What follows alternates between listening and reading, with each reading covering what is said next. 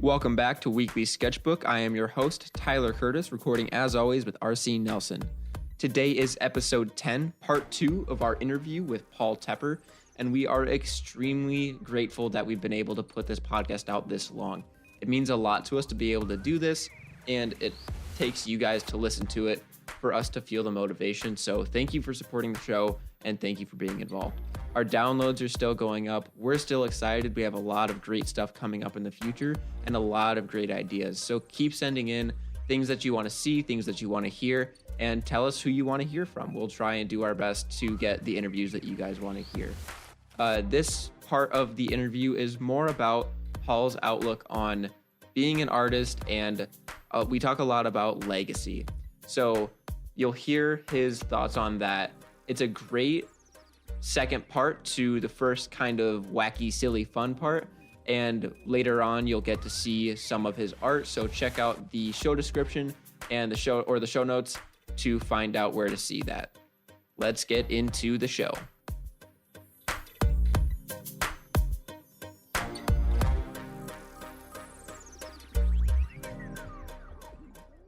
So then we're on to like Picasso, who lived to be 92. So there's no guarantee that I'll live that long. But you know what? Fuck that guy. You know what he did in his 80s?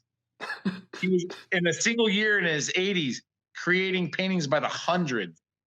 And so I have a big, where's that camera at? I have a big, thick, there you go, a big, thick Picasso book, this big. But I got the page marked from his 80s, and I wrote all the numbers out of how many paintings, etc. And I'm on them. I'm like,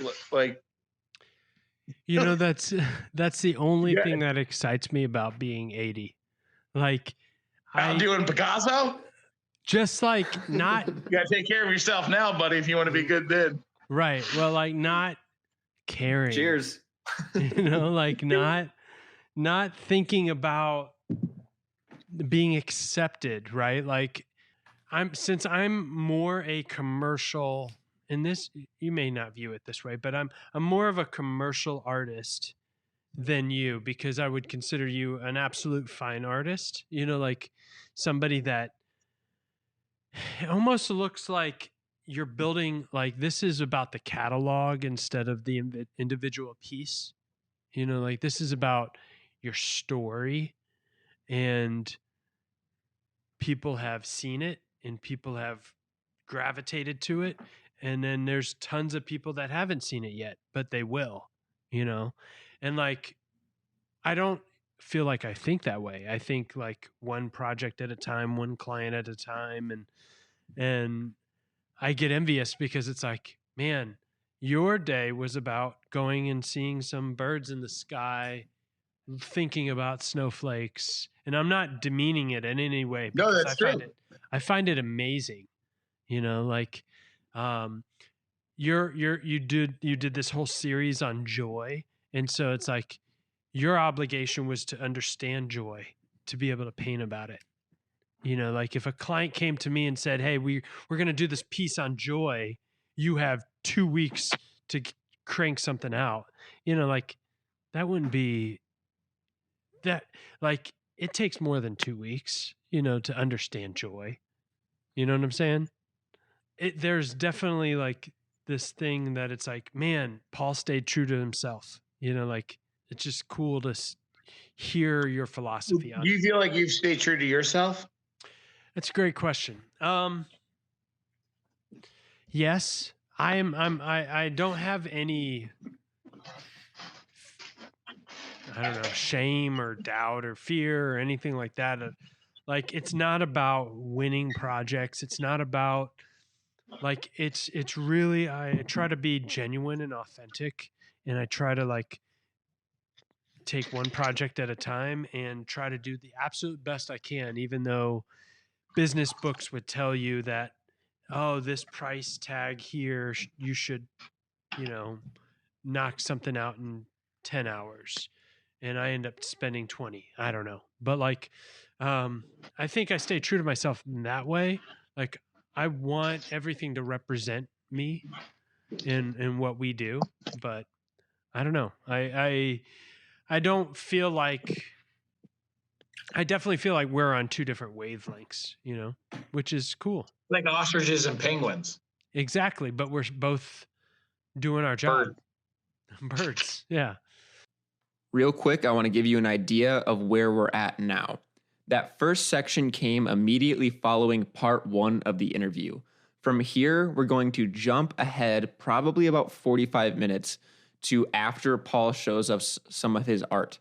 If you want to see the video of him walking around his house showing off his paintings, you can look for that in the show notes and on our YouTube page. It should also be embedded on the website.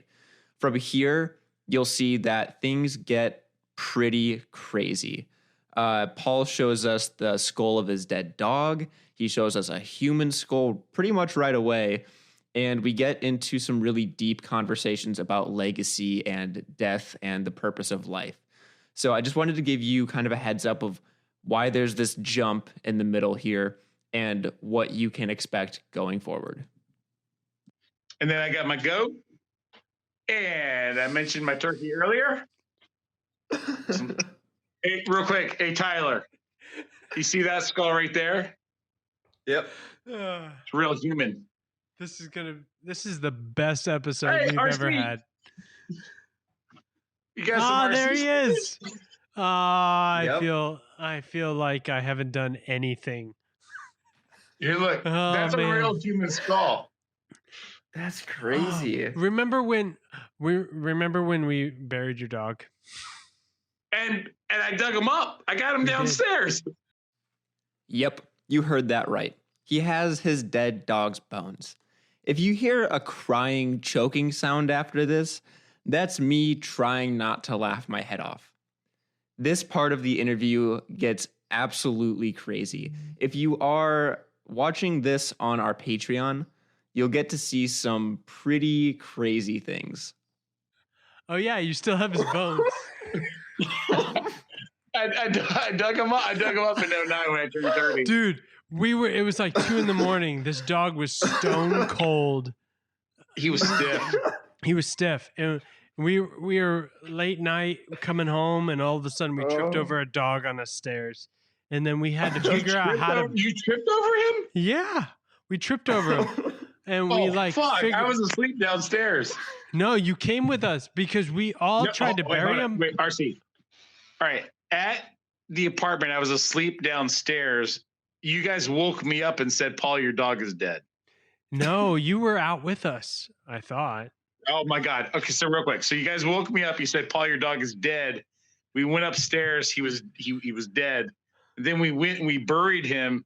We used cell phones as lights, and then we went to like Steak and Shake for breakfast. Yeah.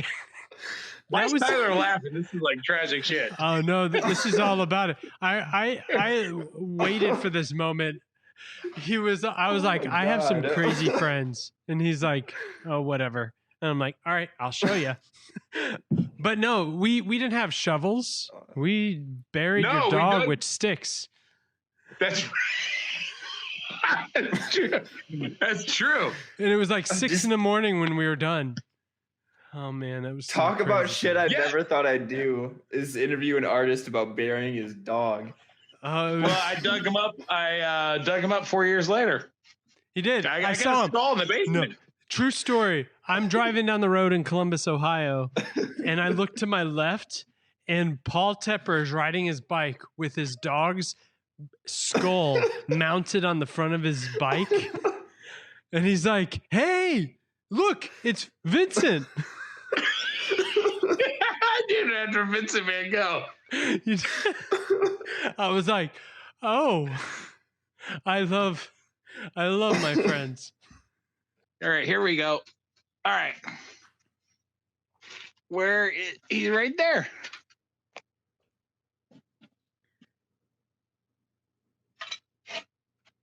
That's Vincent. That's Vincent, my dog. Vincent Van Gogh, obviously. What type of dog was he? He was not a Boston Terrier, right? No, you can tell by the long snout. Yeah. Like, wasn't he murdered?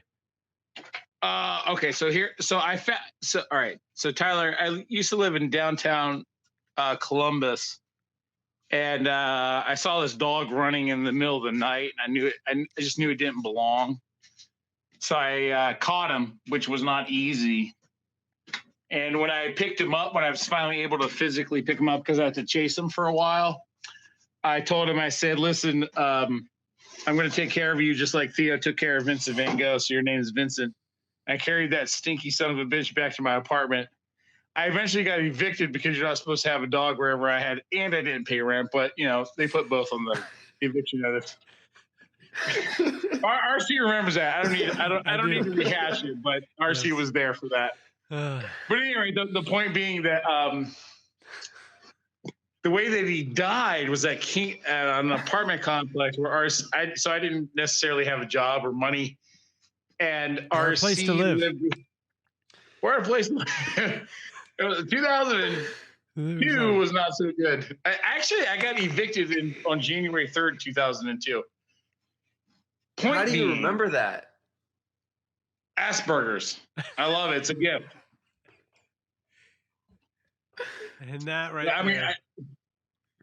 It's amazing. Okay, so anyway, the whole point is that, like, so I was sleeping on a couch in an apartment that RC lived in, but along with many other men.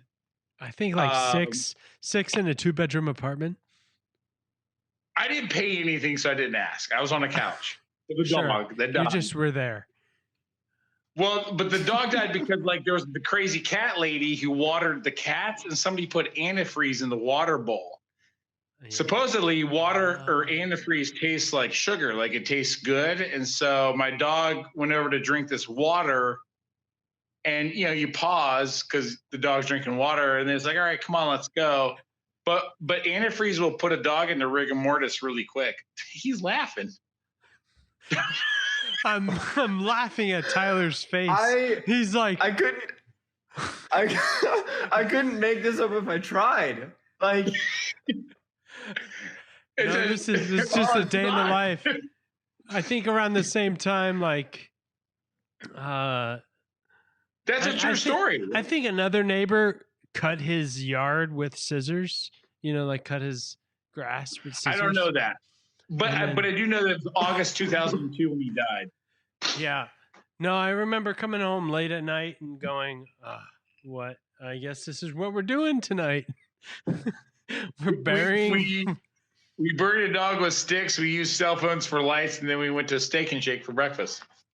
I will say Steak and Shake after a traumatic event is real solid. It was. Yeah, RC and Drew are very comforting. I mean, like, hey, man, we're sorry. It was just another day. It was a weird time. A far better story, a story that I've told more than that, is that RC and I and Adam on a Halloween went to 29 Chipotles or 13 Chipotles. Yeah. We went to 13 Chipotles in one day and so the three of us each got a free burrito at 13 Chipotles, which is 39 burritos. So for I don't know if they still do this, but if you dress up with tinfoil in some type of costume, so you can make a sword out of tinfoil. You just have to have it on you, right? Yeah, you just needed you could have it around your finger. And it was like, you dressed up for Halloween, you get a free burrito. And so I think there was 15 locations, so we went to every single one. We went to 13. We just said, hell with class. We're gonna stock up for the month. Yeah, no, it makes sense. Yeah. It was hold on. So it was one day. It was Adam Strom's car, and all right, Tyler. Think about this. There's some guy with this kid that goes to a Chipotle with some aluminum and they get a free burrito, right? Okay, the three of us walk in and we go, hey, can we have your aluminum? So throughout the course of the day, we acquire more and more aluminum from people who just went for one.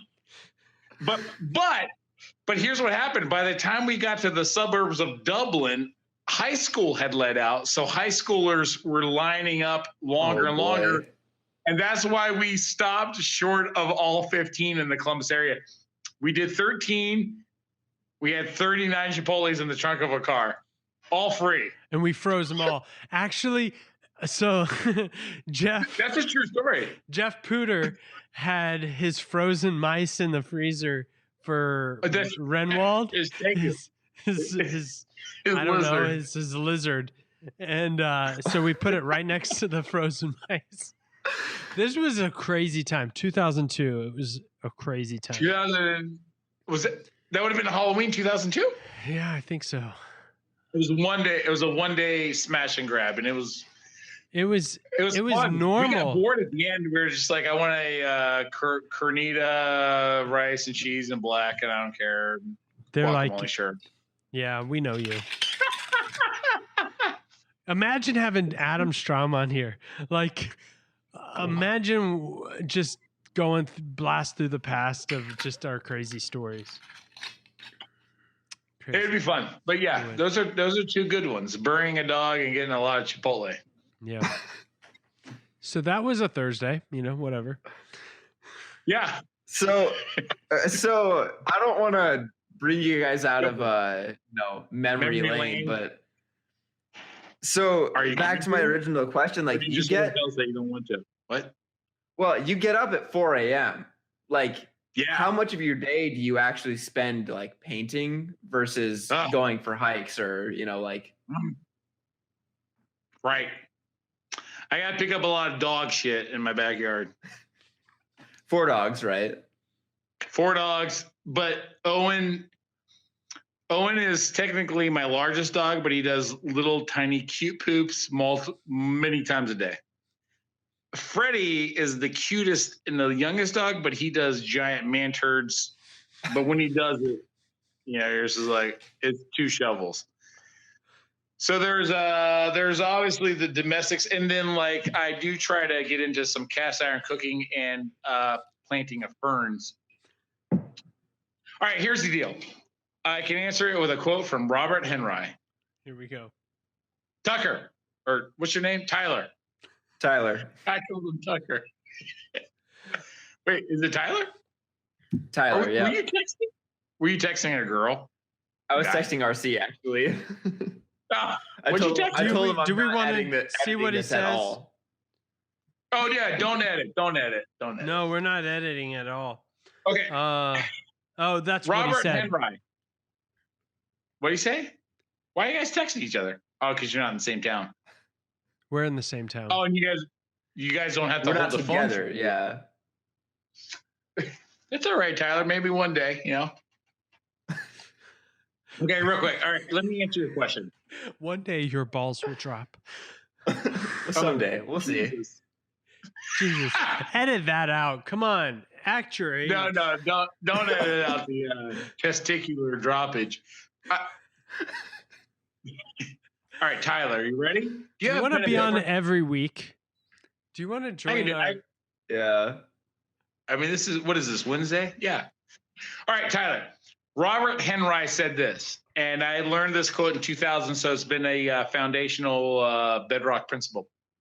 After all, the goal is not to make art, but to live life, and art is evidence of a life lived.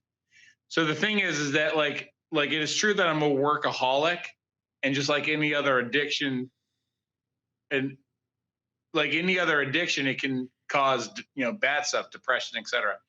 So the thing is, like when I realized I was a workaholic, and I realized that I had to live life. So the reason why I have dogs, the reason why I garden, and the reason why I hike is to get away from the work. Otherwise, it would be all consuming. So your question was, how many hours a day do I make art? I try to do a full day of like say 8 to 10 hours, but some days it's more. But some days I gotta like do laundry and dishes, and I gotta like vacuum and shit like that. So because I live alone, I don't have a wonderful female to do a lot of domestic chores for me. I gotta do that shit alone, I'm proud of you. And that's so proud of bitch. I'll tell you this shit. I woke up on Sunday and I fucking vacuumed for an hour because I hadn't vacuumed for about 6 months, and that dirt adds up. And you get tired of feeling like your toes are in the sand when you're just on your, 3rd step of the stairwell.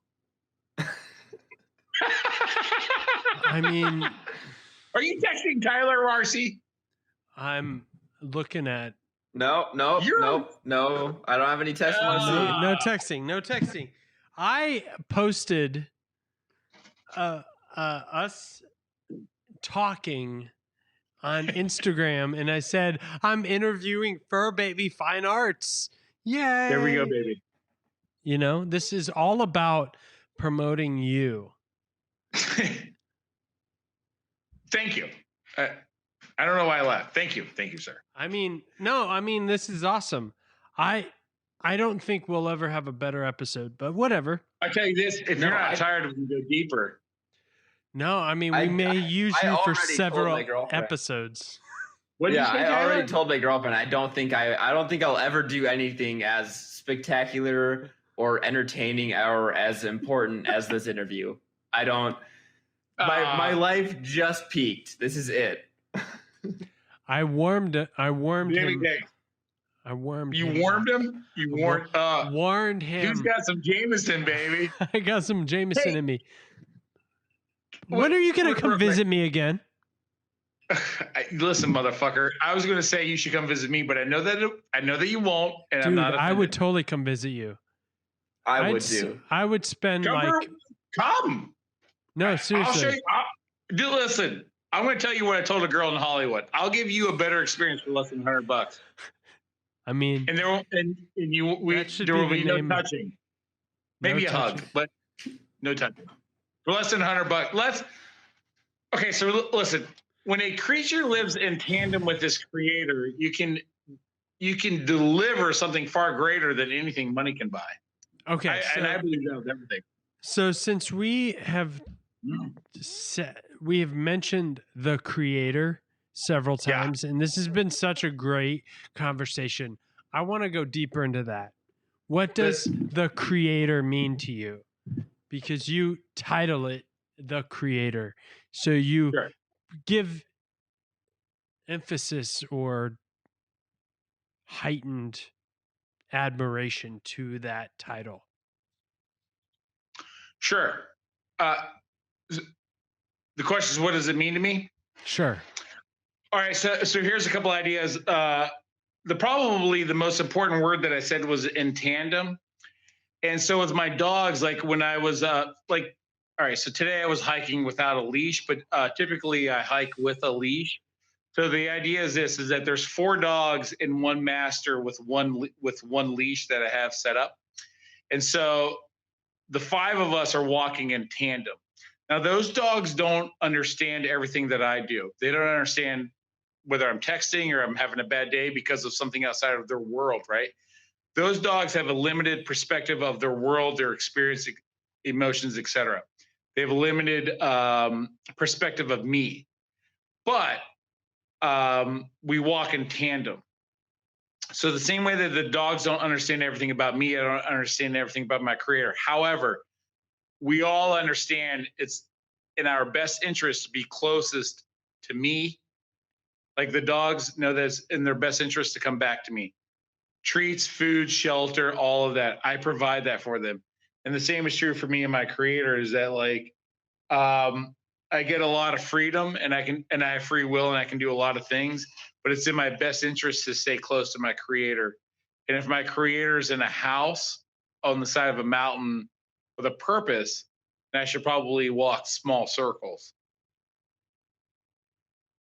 So what I just highlighted was the tandem part. Like it's important to be close to for me to be close to my creator, to my master. Like if my dogs were to run off, somebody else would find them and they would be fine and maybe feed them, right? But 3 of my dogs are rescues. So 3 of my dogs came from a circumstance where they were in one way or another rejected. They were in one way or another a nuisance. They were in one way or another not cared for. So for 3 of my dogs, the best life that they've ever known is being in close proximity to me. And I will testify that the same is true for me and my creator, that I know what pain feels like. I know what I'll say loneliness feels like. And I would like to highlight there's a difference between being, say, single, alone, and secluded. Something I'm interested in URC is your Kentucky moments after your first marriage and before your second, because seclusion and being secluded is highly valuable. And I believe everyone should do it, although not everyone can. But I'm not alone. And I have a small circle that I'm able to operate in. So my freedom comes with a leash, just like my dogs. So like today I did about a 4-mile walk with no leashes. The reason why I was able to do no leashes because of the nature of the walk.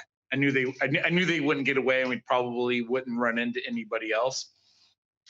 However, I have four Boston Terriers, which are trail dogs, which is it's a challenge to get them trained. But one dog always follows my heel. One dog always goes so far ahead, but never further. And then I have a third dog today, and I'm so proud of him, Owen. He was going so far ahead, stopping and looking at me. Mm. And then I have Freddie. Freddie's my goddamn headache. That motherfucker takes off, and he's just like, "Don't worry, Dad. I got it. I'm having fun. I'm a butterfly. What are you going to do? Make a butterfly? Boom, gone." But today, I was able to control my emotions and say, dogs come. And I had treats and some stuff and some positive affirmations. And we had a very successful walk. Point being, without that leash, the relationship was still there. And so even though under the context of, say, Christianity, I sin, that relationship is still there. And it's like, I know that when I hear, Paul, come, guess what? I come. There's this incredible song that I play. It's called Rattle. It's created by a church in North Carolina called Elevation. And they have this lyric where it goes, all right, so the idea is that, Jesus was, killed and he was put in a tomb, and there was a rock rolled over the grave, right? A boulder, just like Jackson Pollock. And then the boulder was rolled away, empty tomb, oh my God, what happened, right? But imagine the perspective of the boulder. So the lyric is, just ask that rock what happens when God says move. And it's one of the most powerful things that I've ever personally have heard. And so when I say, Buster, come, Buster comes. So you should ask my dog what the word come means, because it means you get your fucking ass back here and you get a treat. When I say Buster, stay, it means you don't move. So imagine the God of the universe telling a boulder, just so you know, if you're going to buy a boulder, not only is there a fee for the weight of the boulder, but they have a delivery fee and a placement fee. There's a lot of effort that goes into moving a boulder. So imagine the creators telling the boulder, move. That rock will move. Does that make sense? You guys still there? No. I'm just thinking about everything you're saying. Okay. No, it makes total sense. So it's very interesting. Well, to me, I've never met someone who can make a life lesson out of walking their dogs so easily. It's just talking to you is so profound. Even just your everyday activities there's so much depth. I was talking to my sister recently about just mental health and the way I approach life and the way I approach my own actions and what I do. And she was like, when did you get so smart? And I was like, I don't feel like I'm smart. This is just how I think of myself. And I feel like you take that to a whole other level of just everything you do is it's so intentional of I know who I am, I know what I do, and this is how I'm gonna live my life. You say, this is Asperger's, and people Right. with Asperger's, they, you know, now they're considered on the autism spectrum, ASD. Right. And people with ASD and ADHD have a lot of problems or difficulties with executive function. And a lot of difficulties with executive function leads to not being able to visualize or contribute to long-term goals. But all of these paintings in your house kind of prove that that's wrong. You have this amazing view of yourself and your work that it really shows just like how brilliant you are as a person and how brilliant your work is. It's amazing just to experience that. Like I don't know if I'll ever interview somebody that's this like in tune with themselves and with their work. You are pretty brilliant. Thanks, man. I appreciate it. But real quick, so you talk about mental health. So I have like a whole perspective of mental health because I believe that mental health is no different than, say, physical health. So say there's a fat person, but if a fat person exercises, they can lose fat, right? So say there's a mentally ill person, is it possible for them to have a mental exercise where they can become mentally healthy? So the thing is, like when people talk about somebody's being mentally ill, like, oh, I'm bipolar or I am, that statement, I am fat or I am bipolar, I reject that. And I believe that mental health is just as malleable or flexible as physical health. And so if you do the other thing I would say is this, the whole idea of bipolar. So a couple things. One is it's called a bipolar. It's called a mood disorder. But my question is like, who the fuck said that this was out of order? If this is how a penguin operates and this is how an ostrich operates, who says that a penguin is disorder? So the idea Absolutely. is this. All right. So with bipolar, with say manic highs or manic lows, like what I do is I view energy flow. And so it's true that I have high energy, right? So they would say, all right, ADHD. And that's what fucking pisses me off is like, why can't a tree be a tree without psychologists and in society trying to label it of like, this tree's not functioning right? It's like, fuck you. I'm functioning according to my creator. And my energy flow is different than yours, but I would never, ever want to be you, ever. So fuck you and go fuck yourself. My energy flow is it's like the snow today. Snowflakes are supposed to be white, but they were dark going into light. And that's how my life is. I'm dark going into light. Fuck off. No, Makes me I wanna mean, cry. no, I love that saying, man. Like, you're just choosing light, right? Every day you're just choosing light over dark. Like, you're choosing the good things in the moment. That's not true.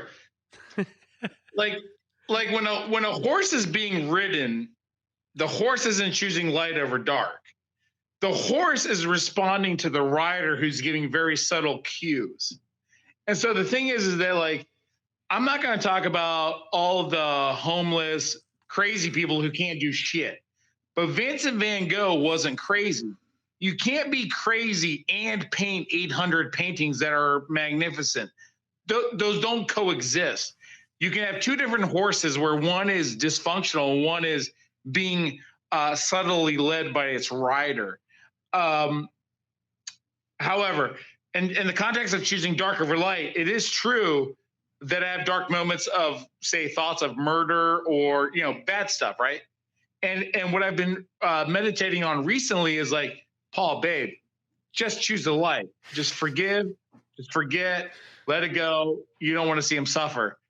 And it's like, okay. So again, there's a complexity to human life. So it is true there's a choice over dark or light, but it's also true that we are a creature being ridden by a creator. And if you can be more sensitive or responsive to that, then you might be a Kanye West. You might actually produce music that moves a population on the earth, or you could be like a Pablo Picasso or whoever moves you, right? But that's the other thing is too, is that like, if there's an outside creator that wants to step into its creation, right? That would be considered, say, like a miracle, or an act of genius.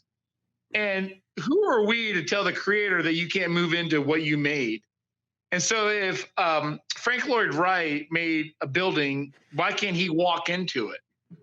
And if he's going to walk into it, why can't he make a change?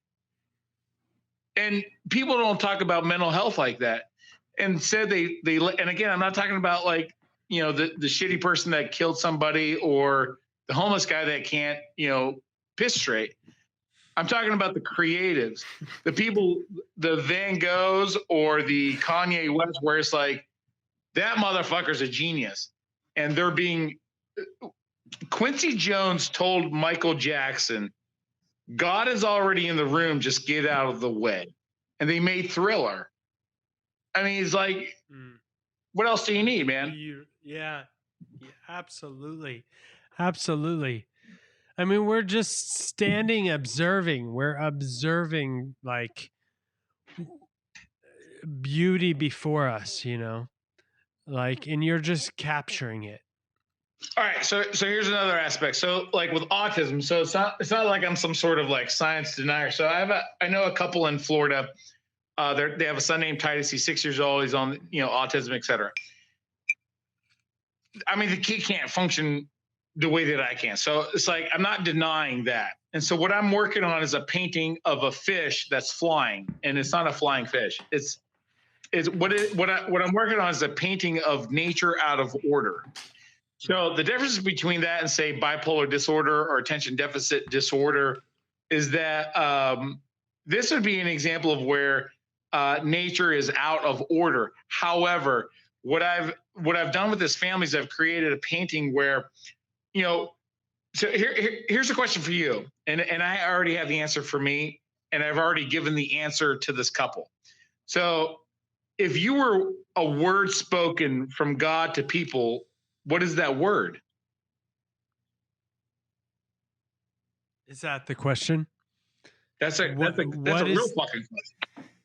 What is the word if you were a word spoken to God or from God to people? That's a hell of a fucking question. I feel like that is the pursuit of life, right? Real quick. So with John the Baptist, what was his purpose? To point to Christ. So Leonardo da Vinci did a painting called, you know, John the Baptist, right? In that painting, it's a picture of a guy who's pointing up, right? Okay. It's a guy pointing up. I mean, that's a very simple statement. Like, just look up. And so if you had a kid that's autistic, and so when you take him out into public, you know, he gets fascinated by like the fountain and how the water sparkles. And there's like a stimulation there, there's vibrations, you know, there's a noise from the crowd, but he doesn't give two shits about the opinions of the crowd, but he's just like, wow, you know, the sparkle of the water and the vibrations and all that. Like, why can't that be a word from God to people? So what we do is we go, that's a disorder. And there's something wrong with that. It's not functioning properly. It's like, fuck you. You should probably listen because God's probably speaking to you. Right? Yeah. So if you could do that with a child who can't say, so again, he can't function properly, right? Like he can't go potty on his own, which is what every parent wants. But what he can do is speak a word from God to his parents. And so for this particular child named Titus, I said that his word was like, you know, to look up. And so that his parents are encouraged to look up, just like John the Baptist. You know, if you go throughout the Bible, there's different people, but like you can associate a word with them. And so for me is like, you know, the word is like, you know, joy, curiosity, like it's okay to feel good about everything. And it's okay to be curious about everything. And it's okay to be captivated by everything.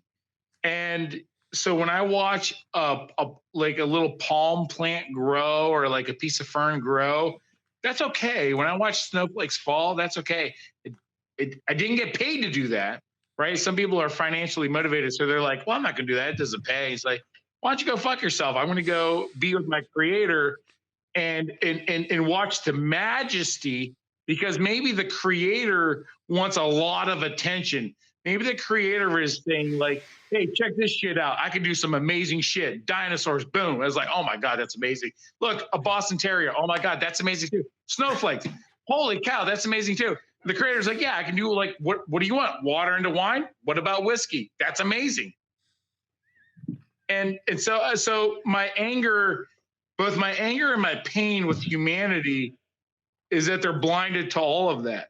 They're blinded to the, they have eyes but don't see and ears that don't hear. And it's just like, you guys are ruining my day. So anyway, that's my goddamn soapbox. Well, I love how it all summed up to like, you're ruining my day. Like my moment. A lot of people are. This amazing like whirlwind of like life comes down to your moment. And I love that.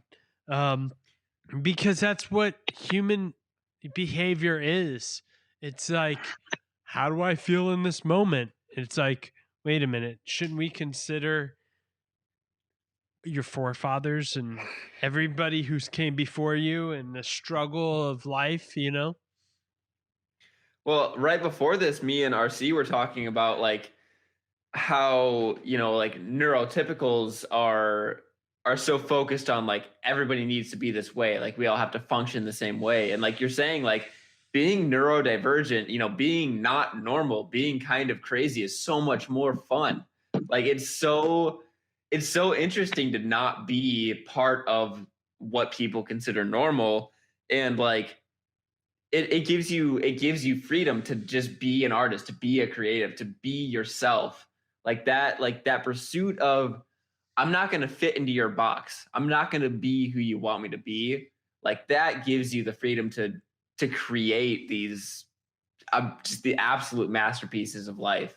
And the pursuit of that is what makes life worth living to me. And I think, to a lot of people like us, we want to do something that's just, people don't ever think about. We want to do something that's just not even in their realm of consciousness. It is true. There's a couple things like with their whole ruining the day thing is like, I got a couple of bitches in my life that treat me like shit. And it's like, I would tell them like, do you want your daughter to be like you? And the reason why the answer is no is because you're a failure. So why are you giving me shit? Right? If I had a kid, I wish you'd be like me. But you have a daughter that you don't want to be like you. So fuck you. You know what I mean? Yeah, man. It's like fucked up when like with, I use like a Kanye West. I won't say Donald Trump, but like the guy's clearly crazy. I'm not going to get into it. But like with Kanye West, it's like the media wants to present the guy as if you can shit on him, but you've never made the music that he's made. Mm-hmm. You've never made that. And when you turn on to like an old, pick your favorite. You have a favorite Kanye West song. Just check that, right? But you haven't made that. Mm-hmm. How the fuck did that guy make that? You know what I mean? And they make him like a clown. Yeah. No, like, so I recently read the book, the biography of Talib Kweli. I don't know if you know who. Right, I know who he is. Yeah, he's a rapper, right? Right. So too young to have a biography.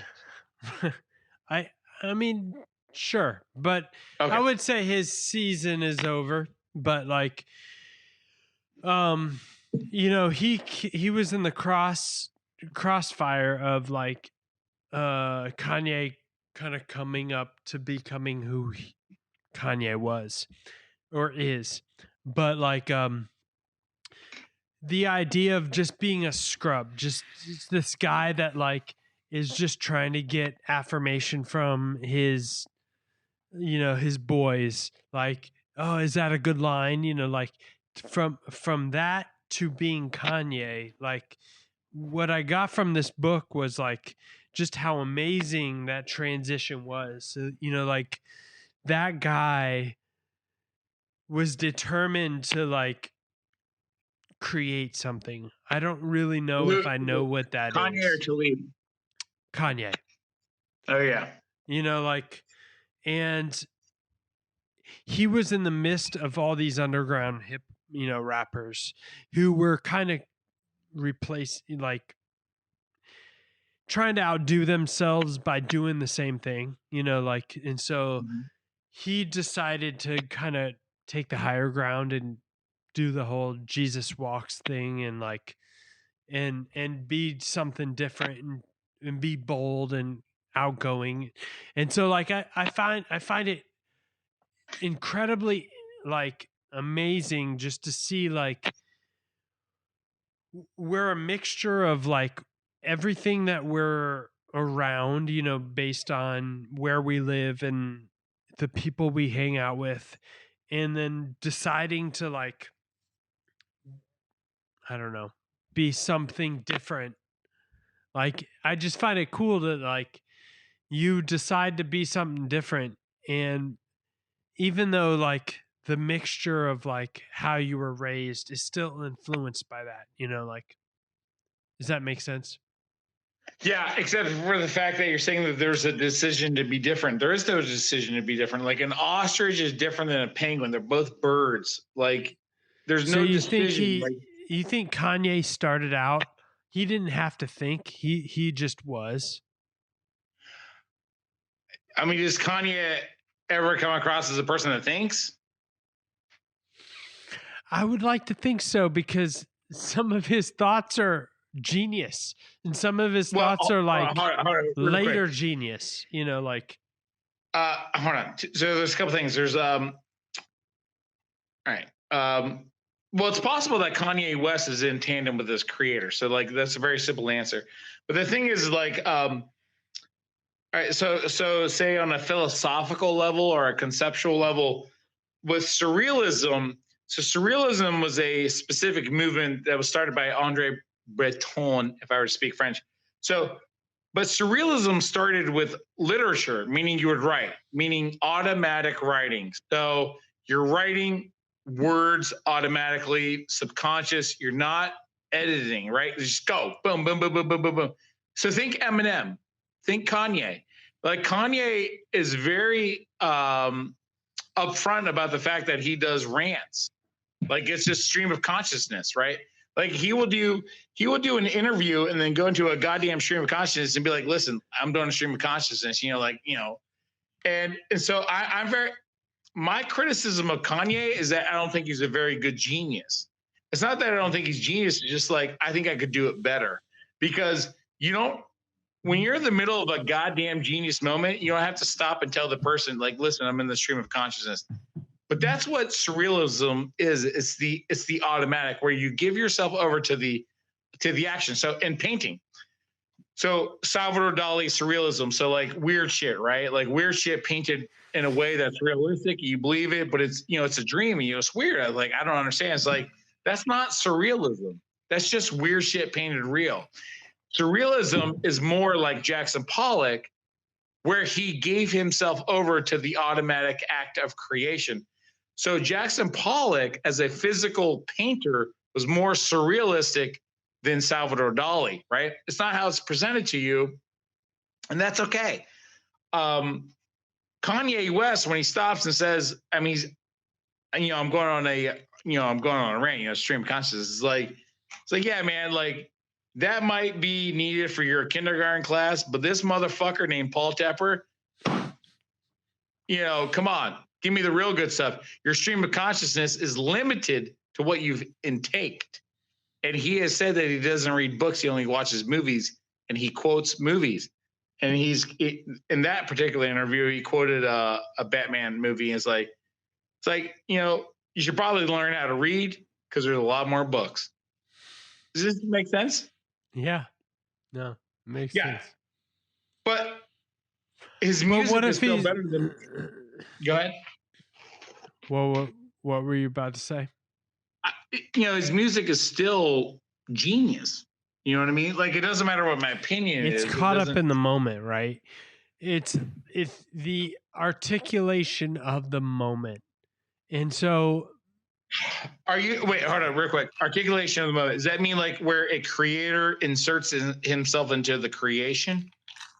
yes, Are we getting a glimpse of God from the act of genius? Is that what you're saying? sure. It's the living or the pursuit of being in the moment. Okay, so think about this. So say with like a Kanye, and I'm going to add in Donald Trump, right? All right. Sure. With those two guys, do those two guys want attention?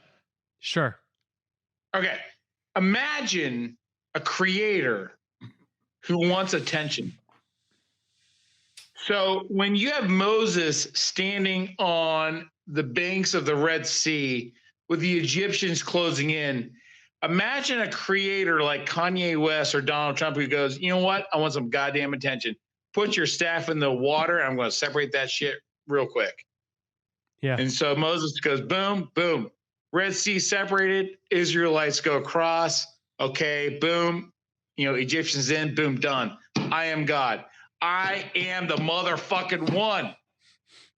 Like, the thing about the hatred of Kanye and Donald Trump is like, what if there was a creator who said, I want your attention, and I want your attention so bad, I'm going to do some crazy shit. I'm going to make the blind see, the deaf hear. I'm going to turn water into wine. You're going to walk on water. Fuck you. I'm the creator. It's like, holy shit, this guy's an asshole. It's like, yeah, I'm a motherfucking asshole. You fucking worship me or go to hell. Imagine that. Different perspective, right? Because we want to hate on a Donald Trump or a Kanye West because they're fucking crazy. But, maybe you should go to church, or maybe, it's like the creator's crazy. There are some circles that say that the creators say like drunk on love, right? Like, oh, baby, I love you so much. I love you so much. So I'm talking to this particular person out in Hollywood, and it's like, I'm resisting that, baby, I love you so much. Come here. I'm just gonna give you everything. Fuck you. You show me that you got some skill set, and then maybe you'll get something, right? But what if there was a creator that was outside of like, public decorum? Like, I want attention. Give it to me. It's different, right? You guys still there? No, I'm just receiving it. So anyway, there's I haven't died yet, so I don't know, right? I was thinking about dying earlier today. I was like, God, like, like I have some, pretty good ideas, but I haven't done it. So I hope I get that boulder. Do you think an epic death changes the perspective of your work? No. Well, for me, my dude, listen, today, Freddie ran off. And that motherfucker is not a bad guy. He has passion. He has enthusiasm. He smells something and he was like, God damn, I'm going to go get it. Right? He fucking runs. He's running after a smell. And he ran up this fucking hill. And I said, Freddie, come. Guess what? No come. You know why? Dude, smelling something. He's on it. He's on it. He's operating within his design, and he's after it. And I'm standing there as the master, like, my fucking anger, like, I'll kill this motherfucker. I'll fucking break his fucking neck right now. I'm like, Freddie, come. You obey me, right? Guess what? Freddie ain't doing it, man. He's like, oh. He's like, this smells like, oh man. He's running, and I had to check this out. I had to text my creator and be like, God help me, man. And God was like, don't be angry. Just don't feel that anger, but don't let it go, man. Don't let it grip you. It's like, all right. So it's like I start treating the dogs that are near me, Freddie off on the distance. Maybe God spoke to him. Who knows? But he's like, wait a second. I'm too far from my master. He fucking runs back, and I'm like, baby, I love you. I'm not angry, baby. I love you. You come back to Papa. You come. And the one motherfucker who defied my orders, who ran off because of his passions, he comes back, and guess what? The prodigal son, man. I killed the fattened calf. I'm like, you came back to me. You came back to me, man. Thank you. Thank you for, and I fucking leashed that son of a bitch so he doesn't run off again. But I was like, you came back. Here's a treat. I love you. We're going to go home. Belly rubs. You're good. But I was ready to murder the guy because of disobedience, right? Like, that's a story of God. It's amazing. You don't realize how close to death you are when you're sin, you know? Like, I mean, there's a God that wants to murder you and send you to hell for eternity. You don't realize that. Like, you think like, now when you think of like Noah and animals and a boat, it was like the lady says, okay, she's going to pray for me. They said they were all going to pray for me. Oh my God, dear Jesus, please protect RC. It's like, no, that God wants to fucking kill you, dude. Like, motherfucker. Like the thing is that the creator is unlike anything polite, and it's like everything that you despise and think is fucking crazy. He ain't gonna kill me. It's like, he kind of already did, you know, so bye. And it's like, Freddie was dead to me for a while. And you know what? I processed that grief with a bit of pleasure. I was like, you know what? I'm not gonna have to go through this again. But that motherfucker came back, and I said, you know what, buddy? You came back. Here's a treat. I love you. And he's sleeping right there. And he's going to live to see another day. But tomorrow we go hiking again.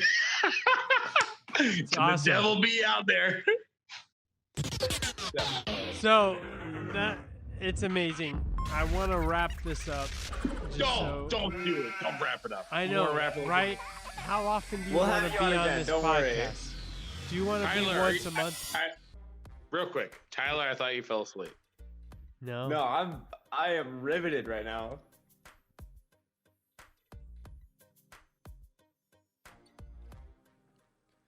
So that's where we're going to wrap this one up, guys. This interview actually went on for another hour and a half. We started at 9 p.m. and didn't finish until well after midnight. So it gets pretty crazy. I think we were all extremely tired towards the end, and we had a great time, but we definitely started to ramble. I think this is kind of the limit for what was intelligible for this interview. If you guys want to support the show, check out our Patreon, patreon.com/Weekly Sketchbook. If you want to see some of Paul's house and the art that he has displayed, his house is full of art. It's truly amazing and absolutely insane how many paintings of his own he has in his house. But check it out on YouTube. I'll put it in the show notes. It'll be on the website. Look out for that. It'll be a really, really cool video. And we look forward to seeing you guys next week.